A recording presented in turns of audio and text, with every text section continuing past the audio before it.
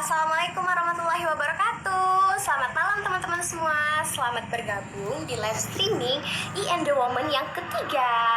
Perkenalkan, aku Agnes Putri Zanisha, alumni SMA Negeri 2 Pariaman, sebagai representatif malam ini. Nah, terima kasih buat teman-teman yang udah join di live streaming I Am The Woman yang ketiga dengan tema dari sastra ke pariwisata. Nah, kali ini kita akan membahas tentang dari sastra ke pariwisata dengan narasumber kita, Kak Niki Cempaka Kartawiharja Kusuma. Nah, ini tuh menarik banget untuk dibahas. Kenapa sih kita tuh ngebahas tentang dari sastra ke pariwisata? Nah, berikut Anes bakalan menguraikan profil tentang Kak Niki. Nah, Kak Niki ini tuh adalah lulusan dari jurusan Bahasa dan Sastra Indonesia Universitas Pendidikan Indonesia Bandung. Nah, untuk job experience-nya, Kak Niki ini tuh pernah bekerja sebagai personal assistant for Expas, digital marketing at Starship Australia, staff fresh here Balina, farm worker DM harvesting, kitchen dan Day Malaka Australia, serta sekarang Kak Niki ini adalah seorang tour leader Wicked Adventure. Nah, for your information nih, Kak Niki ini tuh setelah lulus dari UPI Bandung, ia melanjutkan working holiday di Australia. Wow, keren banget dong ya. Nah, sambil nunggu Kak Niki gabung nih di live kita, aku mau ngingetin teman-teman untuk nih siapin peralatan tulis, karena teman-teman harus banget mencatat poin-poin penting dari apa yang kita bahas bersama Kak Niki nanti. Nah, apalagi nih teman-teman pengen jadi tour leader atau pengen ikut working holiday, nah bisa banget dicatat poin-poin pentingnya. Oke, kita nunggu Kak Niki masuk untuk live bareng Kak Niki. Halo teman-teman yang udah join, selamat malam dan terima kasih. Stay tune ya di live streaming kita kali ini, karena kita bakalan bahas banyak banget pengalaman-pengalaman serunya Kak Niki. Stay tune.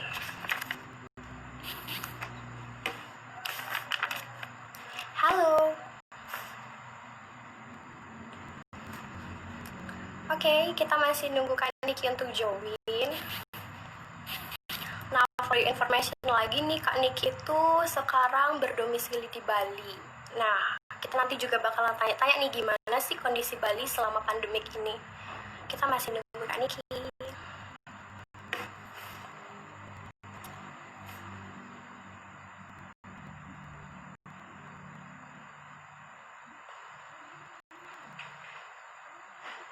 Oke teman-teman, Anes ingetin lagi nih, kalau next week kita bakalan masih ada live streaming untuk closing pembahasan tentang obrolan santai dunia pariwisata. Nah, Anes juga mau ngingetin nih buat teman-teman yang mau nanya apapun itu yang berkaitan dengan pembahasan kita malam ini, bisa langsung banget bikin di kolom komentar atau langsung DM aja, karena nanti bakalan dijawab langsung oleh Kak Niki.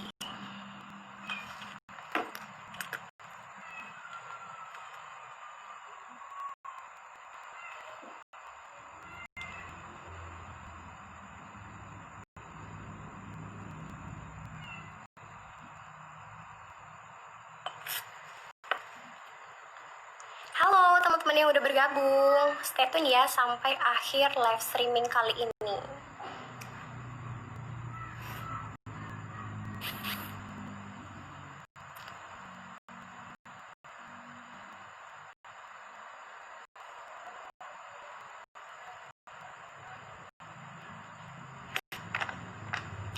Oke, udah nggak kerasa ya, udah 3 kali aja kita live streaming ngobrol santai dunia pariwisata. Pasti teman-teman bakalan penasaran kenapa sih kita tuh mengangkat tema dari sastra ke pariwisata, padahal kan sangat bertolak belakang. Nah, buat teman-teman yang penasaran bisa stay tune sampai akhir, karena kita bakalan bahas bersama Kak Niki Cempaka.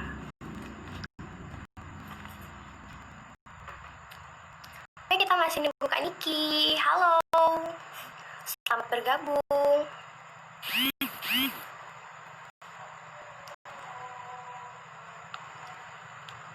Nah, diingetin sekali lagi, teman-teman yang mau bertanya bisa langsung tulis di kolom komentar, nanti bakalan dijawab langsung oleh Kak Niki.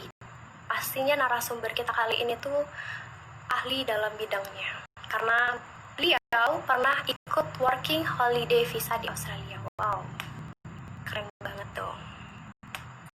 Oke, Kak Niki udah bergabung.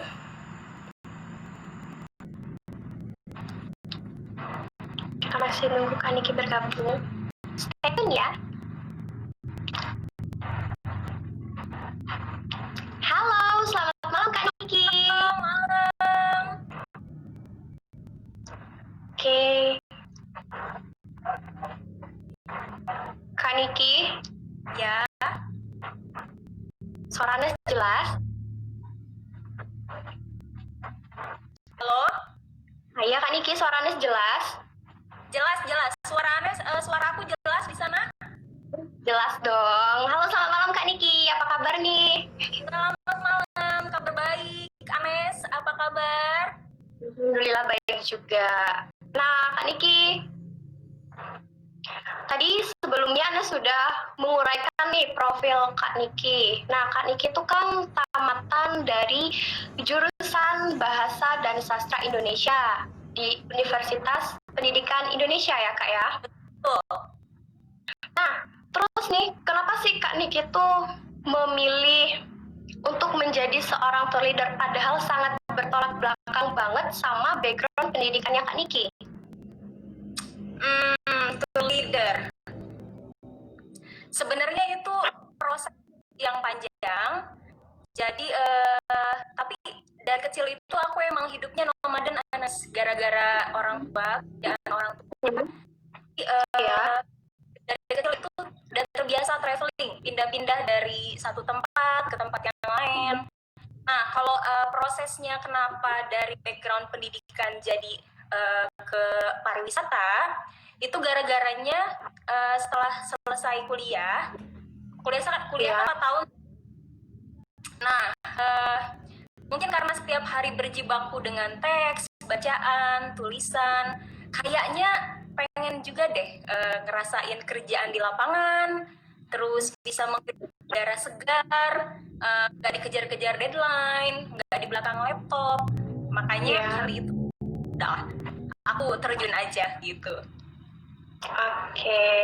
Nah, berarti Kak Niki ini hobi traveling ya? Iya, hobi dari kecil. Terus kenapa sih Kak Niki tuh milih jurusan sastra dan bahasa Indonesia? Padahal kita kan sehari-hari kan menggunakan bahasa Indonesia ya Kak. Apakah ada perbedaan dengan bahasa yang kita gunakan sehari-hari atau gimana? Nah, itu pertanyaan yang lumrah banget ditanyain. Anes mau cerita yang jujur apa mau cerita yang idealis dulu? Harus jujur dong Kak. Nah, kalau cerita biar teman-teman tahu gitu. Oke, kalau cerita yang jujur, sebenarnya itu nggak disengaja. Gak disengaja. Jadi Ya, Kak. dapat PMDK nih di bidang bahasa Indonesia, ya kan? Karena dulu aku pengennya jadi guru, karena ibuku tuh seorang guru. Tapi waktu itu aku kurang mencermati jurusan yang aku pilih ini. Aku kira itu jurusan pendidikan. Taunya itu jurusan kependidikan alias sastra murni. Tapi di sini aku nggak mencari bahasa Indonesia ya. Itu cuma soal pendidikan atau sastra murni. Nah, aku tuh baru tahu pas penerimaan mahasiswa baru, Nes. Jadi sempat nangis-nangis juga waktu itu.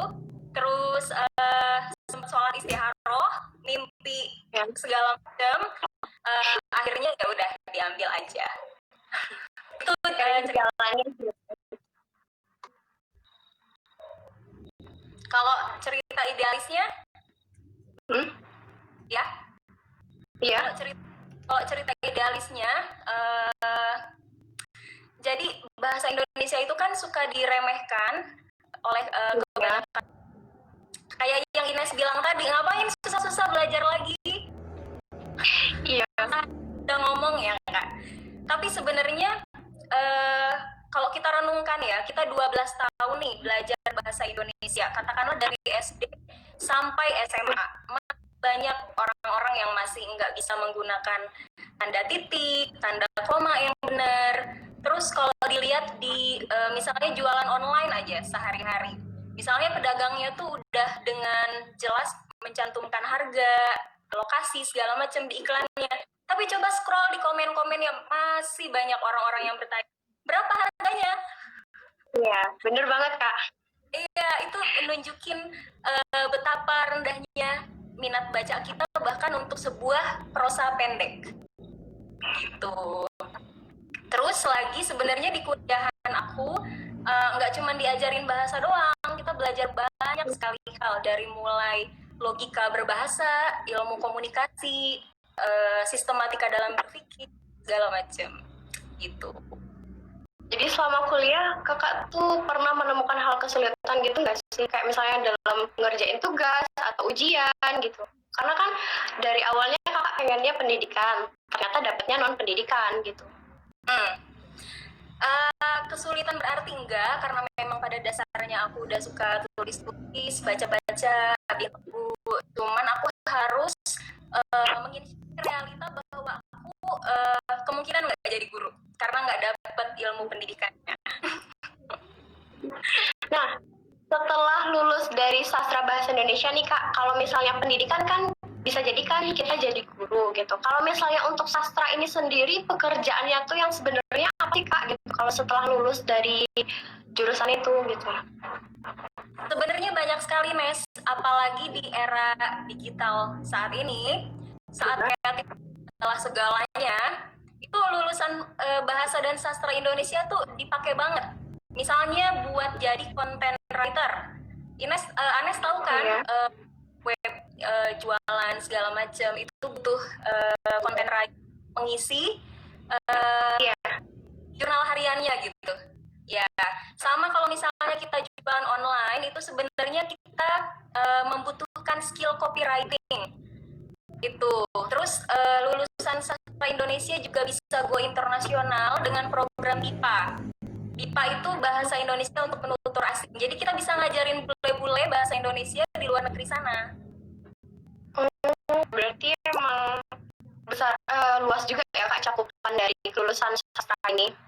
Lulus luas, belum lagi kalau misalnya kita ngomongin jadi penulis novel, jadi dosen, terus jadi guru juga. Balik jadi guru juga sebenarnya bisa dengan ambil akta 4 dan sebagainya. Terus bisa jadi ahli naskah kuno, bisa jadi ahli cerita rakyat, atau kalau misalnya suka ngumpulin kata-kata baru bisa jadi leksikografer dan bikin kamus.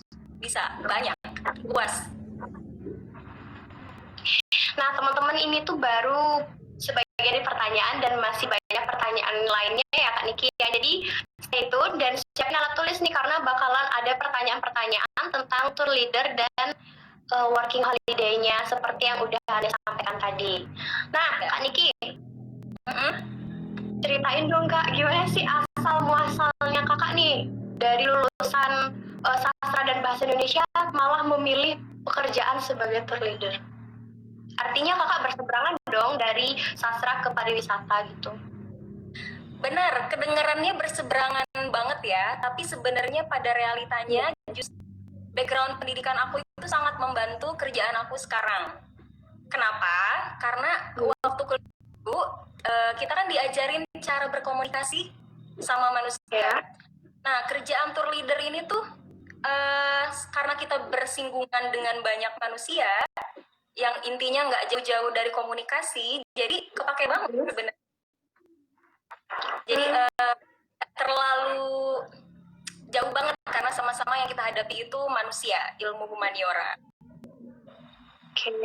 Nah Kak, kalau misalnya jadi tour leader itu yang dibawa bule lokal atau bule internasional atau gimana Kak? Bisa dua-duanya. Kebetulan kalau di kerjaan aku bawanya bule internasional, bukan wisatawan domestik. Tapi pernah juga bawa wisatawan domestik. Jadi kalau misalnya Anda pergi ke sana nih mau ditolerir sama kakak bisa dong ya?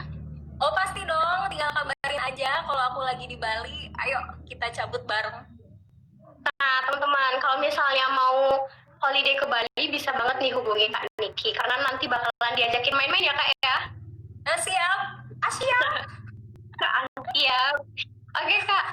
Terus nih, Kak, dari sastra ke pariwisata, nah hal apa sih yang bisa dikombinasiin dari dua skill itu gitu? Contohnya produk apa yang bisa dihasilkan gitu, Kak?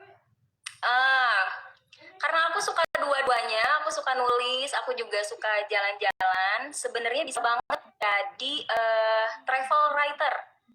Jadi ngisi-ngisi konten travel di majalah-majalah misalnya, atau mungkin bisa bikin blog sendiri tentang destinasi wisata yang sudah dikunjungi. Pasti banyak yang baca.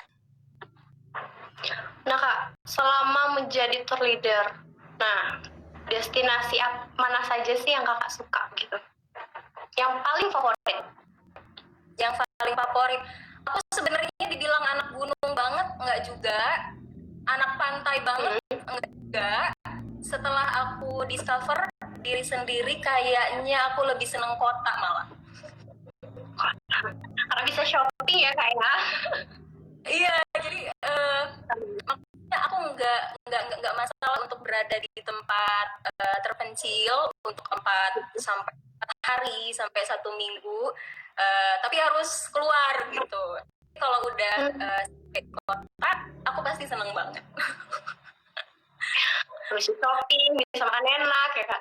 Nah, terus berarti Kak tuh kalau misalnya nge-trip gitu, maksudnya jadi tour leader satu rombongan itu bisa sampai berhari-hari gitu ya, Kak? Bisa sampai berbulan-bulan, bukan berhari-hari. Oke, terus tanggapan orang tua Kakak ini gimana? Ibuku sih orang yang demokratis, jadi memang dari kecil membebaskan aku berekspresi jadi diri sendiri, nggak pernah ngelarang apa gimana, yang penting masih di hal-hal yang lurus gitu. Terus beliau juga mensupport aku buat jadi perempuan yang tangguh, mandiri, karena beliau juga begitu. Oh, berarti enak banget ya Kak punya orang tua kayak gitu. Ya, Oke, nah teman-teman stay tune ya karena masih banyak banget pertanyaan-pertanyaan. Nah, ini tuh pertanyaan mungkin mewakili dari teman-teman nih Kak. Kriteria apa aja sih yang harus dimiliki seorang tour leader? Nah, ini bisa teman-teman catat loh kalau misalnya teman-teman pengen jadi tour leader juga. Oke.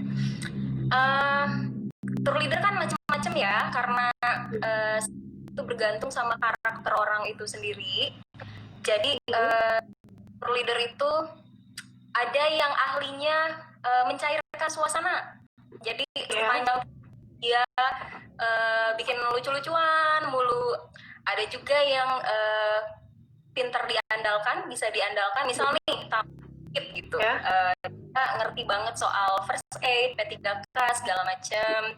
Terus ada yang ahlinya tuh problem solving. Jadi sebagai tour leader kita harus tahu plan A, katakanlah plan A sampai Z gitu. Kalau plan A nggak berjalan, otaknya harus cepet mikir, aduh gimana nih, langsung lanjut ke plan B gitu. Ada juga yang ahli budgeting, ada juga yang stick banget sama schedule segala macam. Jadi tergantung karakternya gimana, tapi overall Anes, aku bisa bilang orang tour leader itu harus punya 4 kategori. Iya. Jadi leadership, itu artinya harus sabar, tapi juga harus tegas. Yang kita pilih manusia dalam jumlah yang banyak. Iya. Tegas malah kita yang dipimpin mereka.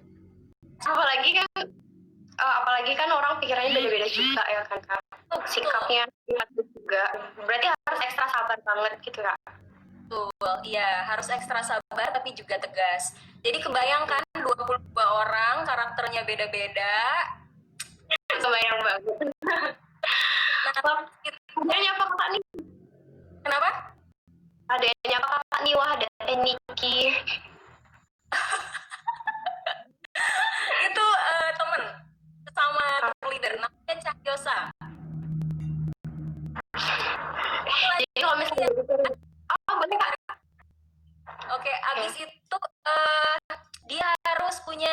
service oriented. Jadi harus melayani orang lain itu tapi datangnya dari hati, nggak dibikin-bikin. Karena kalau nggak dari hati nanti tamunya bisa ngerasain. Habis itu harus punya people oriented, maksudnya dia ngerti manusia, bisa baca manusia. Kayak yang Anis bilang, orang kan beda-beda. Nah terus harus traveling, harus siap pindah-pindah tempat, pack unpack segala macem. Kalau misalnya kakak lagi bad mood nih, terus gimana tuh kak sama bule-bulenya? Nah itu juga itu salah satu tantangan ya, karena sebisa mungkin sih kita bad mood itu wajar, namanya juga manusia. Kalau lagi perempuan ya kan kak? Iya, tapi kalau lagi ngadepin tamu skip dulu. Ibaratnya fake dulu aja lah, nggak apa-apa. Karena kan kita profesional. Iya. Oke. Nah terus apa lagi ya kak ya? Iya, ini misalnya nih dalam 22 orang itu yang kakak bawa untuk jalan-jalan gitu kan kak? Biasanya kesulitannya apa sih yang kakak temui? Atau mungkin dari bahasanya atau mungkin dari kebiasaannya gitu, gimana kak? Kesulitannya lebih kadang, apalagi awal-awal ya, itu lebih ke sifat aku yang introvert, Anes. Ya, jadi misalnya hari pertama pertama bawa isinya 18 sampai 22 orang yang mereka tuh nggak saling kenal satu sama lain, kita pun juga baru kenal sama mereka. Nah bagi seorang introvert itu, aduh gimana nih, ini kuncinya ada di gua gitu. Aku harus bisa mencairkan suasana saat itu juga gitu. Awal-awal biasanya, tapi lama-kelamaan jadi biasa. Oh gitu ya kak. Berarti emang dari diri kita sendiri ya kak. Kita harus bisa mengendalikan diri sendiri dulu, baru kita bisa mengendalikan orang-orang yang kita bawa tuh. Ya, tapi itu sebenarnya nggak seberapa sama. Ada satu lagi yang paling nyebelin sebenarnya. Itu kita gagal menerapkan cultural understanding, kesepahaman budaya antara bule yang kita masyarakat lokal. Itu sakitnya tuh di sini. Kalau gagal itu sakitnya. Oke. Kak, selama kakak udah berapa tahun sih jadi tour leader? Aku traveling udah dari kecil, jadi tour leader bisa dibilang 2 ke 3 tahun. 2 ke 3 tahun. Nah, dalam jangka waktu 2 ke 3 tahun itu kota atau negara mana yang jadi destinasi paling favorit dan rekomendasi banget buat teman-teman nih? Mana tahu nih teman-teman mau jalan-jalan nih habis corona karena bosnya rebahan mulu, mereka mau liburan. Nah, rekomendasi nggak sih kak gitu? Rekomendasi, kalau aku sih suka sama Penang, Malaysia. Nggak pernah. mungkin next time ya kak, kita pergi bareng-bareng aja. Kalau suka makan wisata budaya, makan enak, itu Penang the best. Murah pula. Selain itu kak, kalau yang itu kan yang di luar negeri, kalau yang di dalam negeri sendiri, aku saranin untuk pergi ke Flores, timur Indonesia. Kalau pecinta suka sama alam, nature yang cantik-cantik, ke Flores. Oke, ke Flores. Nah, teman-teman yang masih stay, terima kasih. Terus ini juga masih banyak lagi pertanyaan. Nah, Kak Niki, tadi kan Anes udah menguraikan nih profil kakak ke teman-teman. Katanya kakak itu pernah ikut working holiday ya kak ya, setelah lulus dari UPI. Nah, betul. Oke, working holiday visa itu sendiri apa sih kak gitu? Mungkin teman-teman dari tadi mikirnya ini apa sih yang bilang working holiday, apa sih working holiday itu? Jadi working holiday WH itu sendiri singkat working holiday visa, working bekerja, holiday liburan. Jadi itu salah satu visa yang dibikin oleh kerjasama pemerintah kita sama pemerintah Australia yang melegalkan kita untuk bekerja sambil berlibur di Australia minimal 1 tahun. Minimal 1 tahun. Itu maksudnya gimana sih bekerja sambil berlibur? Apa Ya. kita dikasih fasilitas untuk masuk ke semua wahana liburan gitu, Kak? Nggak, maksudnya bisa stay di Australia, terserah mau dipakai buat liburan aja. Kalau misalnya Aris punya banyak duit nih buat dihabisin, diambur-amburin doang, bisa libur doang, keliling doang. Tapi kalau mau kerja itu juga legal, nggak salah gitu. Buat kerja kami tahun sampai maksimal 3 tahun bisa tinggal di sana. Ya, itu posisi pekerjaannya tuh apakah cuma di perusahaan atau boleh di pemerintahan juga, Kak? Sebenarnya semua bidang pekerjaan bonus, tapi biasanya kalau misalnya kerja di sektor formal gitu, kita butuh sponsor. Jadi rata-rata orang yang ambil WHV kerjanya di bidang casual karena itu lebih gampang buat didapat. Oh gitu. Nah, kenapa Kakak memutuskan untuk ikut WHV? Kenapa sih kok nggak coba cari pekerjaan di Indonesia aja dengan ijazah Kakak yang sudah ada gitu? Padahal kan peluangnya juga besar nih Kak di Indonesia. Karena tadi itu habis kuliah tuh pengennya kerjaan yang free gitu. Itu alasan pribadi. Tapi seberapa layakkah WHV ini sebenarnya tergantung mes. Kalau mau nyari pengalaman yang benar-benar pengalaman gimana rasanya survive di negara orang, itu yang kita harus cari kerjaan sendiri, itu worth it banget. Kalau mau dapetin uang cepat, aku nggak bilang dapetin uang mudah ya, karena dapetin uang itu nggak. Ya, tapi maksudnya kalau mau dapetin cepat, WHV itu buat dilakonin. Karena dalam sebulan kita bisa menghasilkan katakanlah dari 30 juta sampai 60 juta 1 bulan. Jadi di Indonesia 1 bulan itu 1 hari doang Australia. Wow, keren ya Kak ya. Nah Kak, why Aussie? Kenapa Kakak milih Australia? Kenapa kok nggak di negara-negara Eropa lainnya gitu Kak? Ataukah emang hanya ada di Australia atau gimana? Nah itu betul banget. WHV so far buat warga negara itu cuma di Australia. Dengar-dengar mau bikin juga buat kita tapi kayaknya belum. Kalau di Eropa itu kebanyakan au pair malah.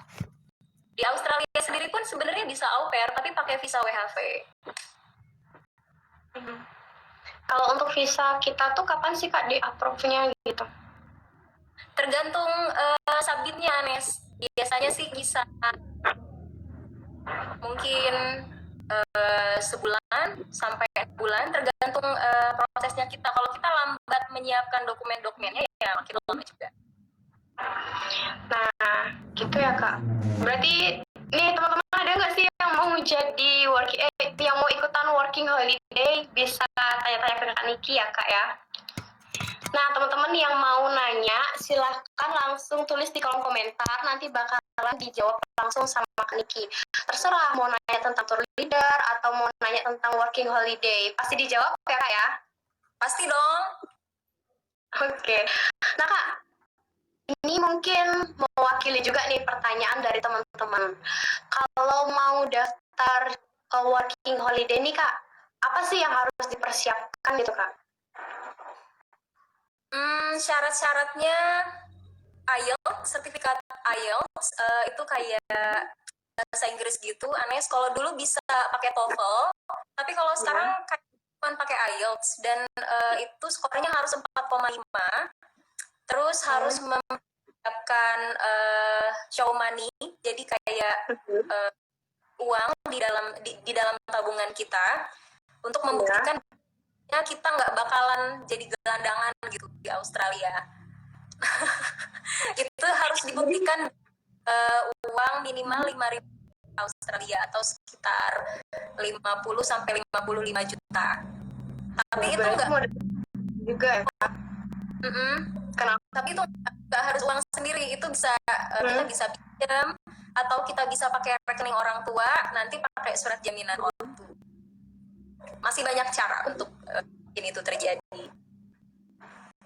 Kak, kalau misalnya untuk biaya hidup di Australia tuh besar nggak sih, Kak? Biaya hidup itu tergantung lifestyle kamu. Kalau kamu doyannya party, jalan-jalan, pasti nggak akan nutup. Berarti harus dibawa kemana-mana ya, Kak? Iya, tapi kalau kamu jago hemat, bisa nabung, pasti bawa pulang duit. Oke. Nah, Kak, Anesnya kepo nih. Selama Kakak working holiday, dari penghasilan Kakak di sana, Kakak udah bisa beli apa sih? Atau udah bisa ngelakuin apa sih, Kak? Udah bisa beli sesuatu yang berharga buat ibu. Oke, sesuatu. Intinya membahagiakan orang tua ya, Kak? Iya. Nah, tuh teman-teman, kalau misalnya mau dapat duit yang cepat ya, Kak, bisa ikut working holiday. Karena kita bisa holiday juga, bisa kerja juga. Nah, Kak, ada nggak sih, Kak, hal-hal khusus atau hal-hal yang harus dipahami selama kita working holiday? Misalnya apa nih? Hal-hal khususnya? Hal-hal yang harus kita pahami nih, Kak, kalau misalnya kita lagi working holiday, kayak misalnya ada etika-etika pentingnya gitu selama di sana. Nggak boleh itu gitu, Kak. Lebih ke mental sih, Nes. Jadi kalau udah working holiday visa, otomatis mentalnya harus dipersiapkan untuk kuat dulu. Terus mikirnya harus cepat. Kalau misalnya nggak dapat pekerjaan, misalnya plan A nggak berhasil, harus cepat banting. Soalnya kita nggak bisa dong kelaparan di negara orang terus minta orang kirimin balik dong. Balik. Iya. Teman-teman nih, diingetin sekali lagi, yang mau bertanya silahkan tulis di kolom komentar, karena nanti bakalan Anes tanyain langsung ke Kak Niki dan langsung dijawab sama Kak Niki. Kita kasih waktu kok, karena waktu kita masih lama ya, Kak ya. Oke, selamat bergabung buat teman-teman. Stay tune sampai akhir live streaming karena banyak banget pelajaran berharga yang bakalan dibagi sama Kak Niki tentunya. Nah, Kak Niki,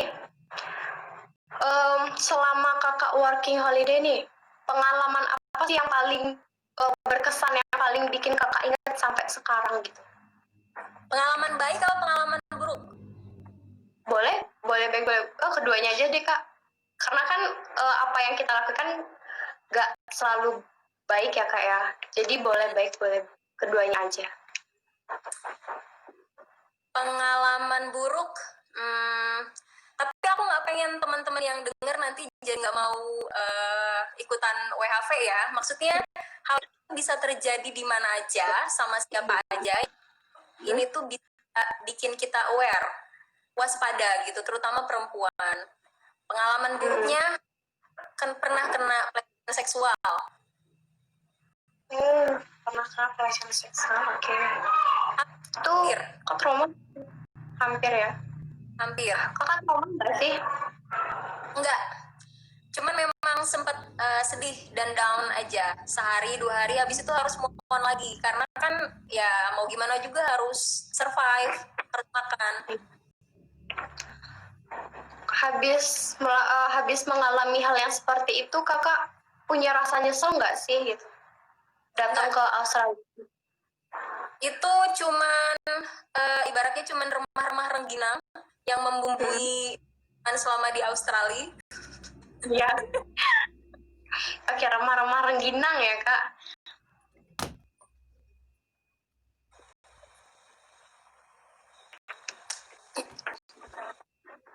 Kak Niki? Ya, halo. Putus ya? Enggak putus, Kak. Cuma jaringannya agak lag dikit. Oke. Kalau misalnya pengalaman baiknya nih, Kak, apa aja? Pengalaman baiknya working holiday benar-benar menempa diri aku, memperlihatkan mana kerja keras yang sebenarnya. Karena kalau di luar negeri itu time itu benar-benar berarti money ya, Nes. Waktu itu benar berarti uang. Jadi kalau misalnya kita kerja 1 jam dapat upah segini, itu benar-benar 1 jam. Mereka nggak akan mentolerir misalnya ke toilet yang ngabisin waktu 5 menit, santai-santai, itu nggak ada di sana. Berarti emang dikejar banget sama waktu ya, Kak? Iya. Sebentar. Ya, Anes lanjut aja. Oke, selamat bergabung teman-teman. Stay tune sampai akhir karena kita masih memiliki beberapa waktu lagi. Nah, buat teman-teman yang mau nanya nih, silakan langsung tulis di kolom komentar karena nanti bakalan dijawab langsung sama Kak Niki. Nah, Kak Niki, selama working holiday ini, kakak itu mempergunakan waktunya untuk working aja atau ada holiday-nya gitu? Waduh, kayaknya aku bisa bilang 90% itu working aja. 90% working. Baik buat ditiru. Harusnya tuh balance gitu, liburan sama bekerja. Cuman waktu itu aku ada target-target tertentu, jadi aku maksimalin buat working. Oke, terus selama di Australia nih Kak, pernah kemana aja sih Kak? Atau hanya di pusat kotanya? Atau pernah terbawa ke daerah terpencil gitu Kak yang ada di Australia? 90% hidup di kampung. Karena aku nggak terlalu suka kota besar. Jadi kampungnya Australia itu benar-benar kampung. Karena kan Anes tahu sendiri benua Australia luas ya. Jadi kalau dia bilang outback itu benar-benar ya. Tapi berarti beda banget ya Kak. Oke, berarti beda banget ya Kak di prinsip working sama holiday. Kalau misalnya working Kakak lebih suka di perkampungan, tapi kalau misalnya holiday Kakak lebih suka di kota besar ya Kak? Kalau yang namanya holiday ya sama aja kayak orang-orang Indonesia lain, pas lagi musim winter pengen lihat salju, ya udah datang ke tempat yang saljunya. Kalau lagi pengen shopping ya ke kota. Nah, total nih Kak, ada beberapa kota yang udah Kakak kunjungi di Australia? State ya, negara bagian itu kayaknya ada 4. Ada 4? Kalau kota susah Nes ngitungnya. Banyak ya Kak? Nah, ini aja deh, yang paling Kakak ingat dan yang paling Kakak pengen kunjungi lagi. Ballina di New South Wales. Itu tempat yang paling kesan banget. Oke. Nah Kak, ini ada pertanyaan, pengen jodoh kemana Kak nih? Harus dijawab, kalau jodohnya pengen kemana? Tahun ini sebenarnya berencana untuk ke Nepal, tapi kayaknya kalau Mas Coronya masih warawiri, mungkin harus kita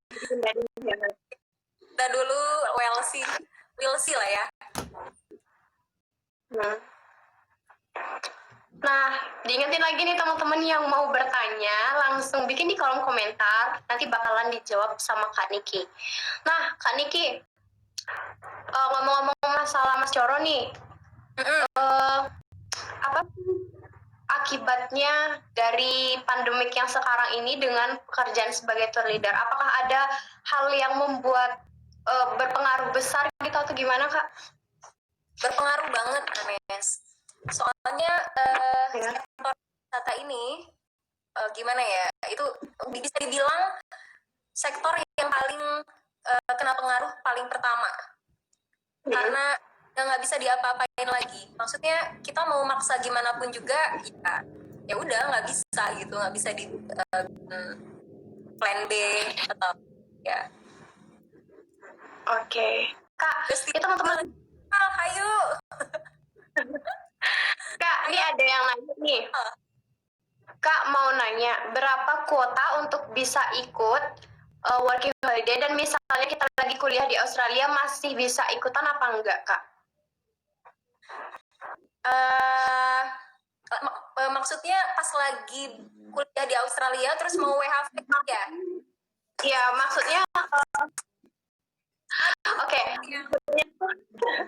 Maksudnya kuota Indonesia untuk ikut working holiday itu berapa orang, dan kalau misalnya kita lagi kuliah di Australia nih Kak, bisa nggak sih ikut working holiday di Australia ini sendiri?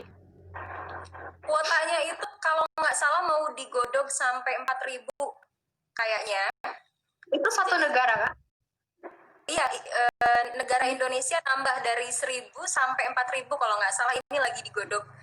Cuman lagi terkendala sama si corona ini, jadi belum sepakat gitu pemerintahnya. Terus kalau misalnya Anes udah di Australia sekolah, kan berarti Anes lagi yang visa student tuh. Ya. Ya, kayaknya nggak boleh double visa deh. Jadi harus diselesain dulu visanya, baru nanti apply lagi. Oh gitu ya Kak. Nah, tuh Kak Niki udah ngejawab pertanyaan dari Muhammad Aski. Terima kasih udah bertanya dan semoga bermanfaat. Jadi kalau misalnya Aski mau ikut working holiday nih bisa banget ya Kak. Asalkan jangan punya visa Australia dulu.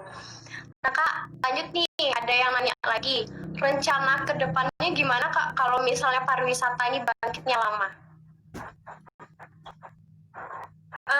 Aku mungkin akan menggeluti dunia tulis menulis, balik ke habitat awal.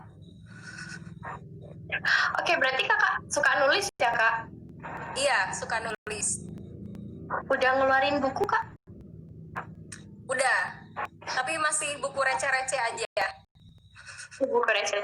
Bisa dong Kak dikasih tauin judulnya ke teman-teman. Nanti mana tahu teman-teman bisa baca, terus bisa lebih banyak.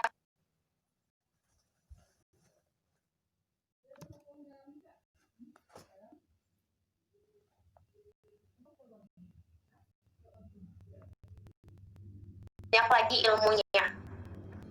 Itu kalau nggak salah judulnya Anak Rantau Indonesia. Jadi aku nulis sama banyak penulis lainnya yang ceritakan tentang work visa. Jadi kalau teman-teman baca buku itu, point of view tentang working holiday visa ada banyak orang. Oke, gitu.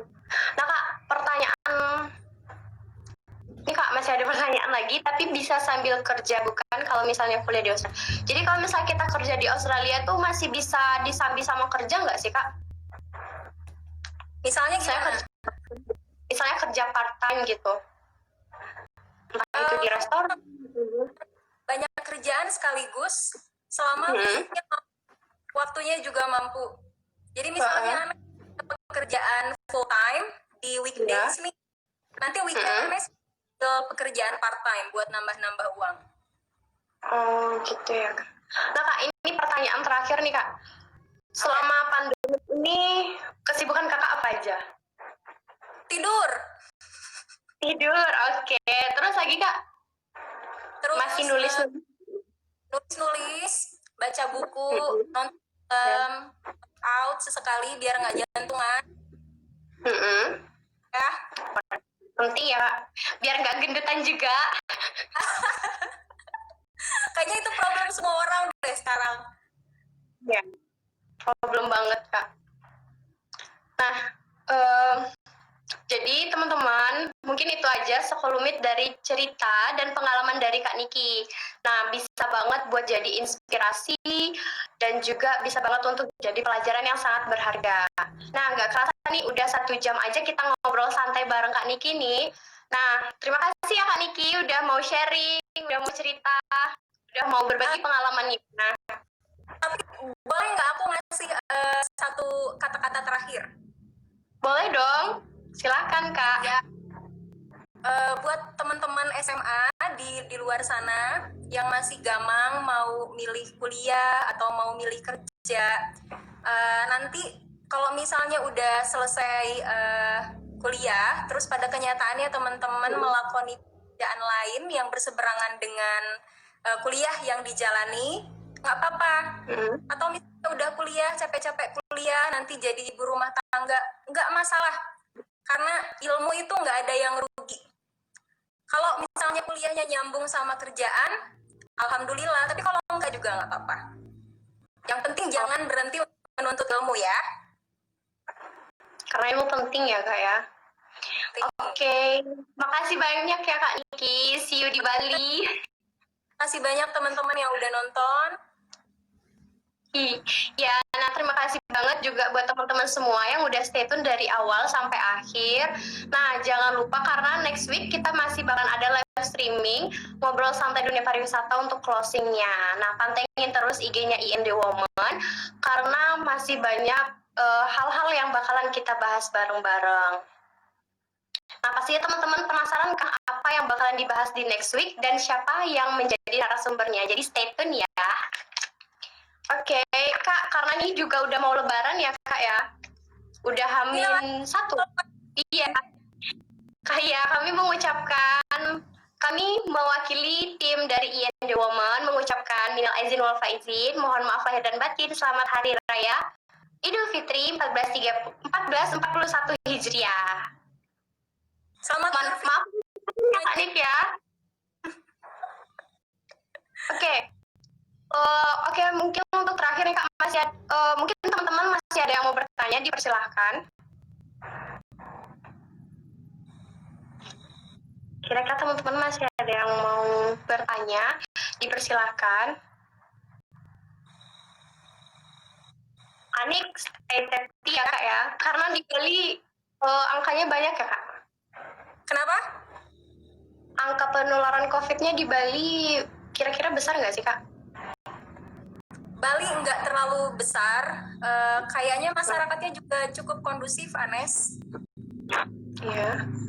Jadi so far sih menurut aku masih aman. Oke.